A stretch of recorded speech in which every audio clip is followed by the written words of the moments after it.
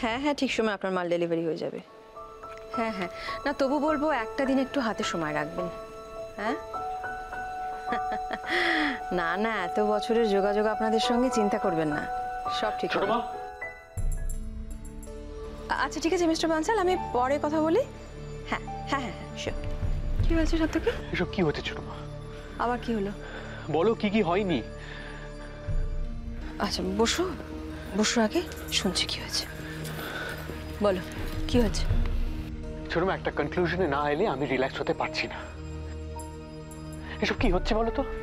যে যা ইচ্ছে করছে, যেভাবে হোক একটা চলছে, এসব হয় নাকি? সাত্তকী, আমি বুঝতে পারছি তুমি রেগে আছো কোনো কারণে, কিন্তু আমার যদি পরিষ্কার করে না বলো কি হয়েছে, আমি কি করে কোনো উত্তর দেবো বলো তো? আমি রেগে আছি, তার একটা কারণ আছে। যতভাবে রিয়াক্ট করবো না, কিছু বলবো না, সবকিছু বেড়েই চলেছে। আচ্ছা একটা কথা বলো তো আমাকে, এ বাড়িতে মুড়ি মিছিরির দর এক হয়ে যাবে?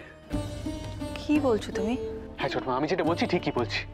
সবকিছুর একটা সিস্টেম আছে, কিন্তু এখন যে অবস্থা, তাতে কারোর কোনো এক্সিস্টেন্সই নেই, কারোর মতামতের কোনো দামই নেই। কারখানার একজন স্টাফ আর আমার পজিশন এক হয়ে গেছে। এসব কি? সাত্তকী, আবারও বলছি, যতক্ষণ না অবধি পরিষ্কার করে তুমি আমাকে বলবে, আমি বুঝতেই তো পারছি না তোমার কি হয়েছে, কোন জিনিসটা নিয়ে সমস্যা হয়েছে। আর তাছাড়া আমার চোখে এখন অবধি কোনো সমস্যা ধরা পড়েনি। আমি জানি না তোমায় কিভাবে বোঝাবো, তবে এরকম সিচুয়েশন আগে কোনোদিন অ্যারাইজ করেনি। এসব পিওর অ্যারোগেন্স, স্বেচ্ছাচারিতা। বুঝতে পারছি তুমি খুব রেগে আছো কোনো কারণে। একটা কাজ করো, একটু শান্ত হয়ে বসো, কি বলবে বলে এসেছো আমার কাছে সেটা ভেবে নাও, তারপর আমি তোমার কথা শুনছি।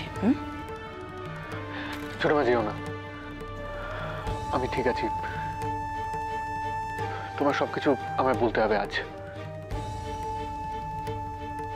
কিন্তু তার আগে আমি একটা কথা বলি সাত্তকী, রাগারাগি যেতে যেতে করে কোনো সমস্যার সমাধান হয় না।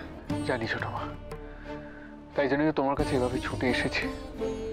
আচ্ছা বেশ, বলো বলো কি হয়েছে।